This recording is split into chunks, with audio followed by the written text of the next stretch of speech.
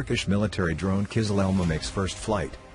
The first flight of the Bayraktar Kızılelma unmanned military aircraft took place in Turkey, Bayraktar CEO Selçuk Bayraktar said on Twitter. His words were quoted by RIA Novosti.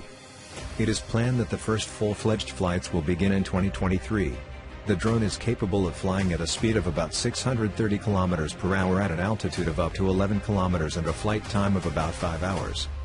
Unmanned aerial vehicle Bayraktar Kızılelma, equipped with a jet engine, was first presented in Turkey in August this year in Samsun in the framework of aerospace festival Teknofest Karadeniz.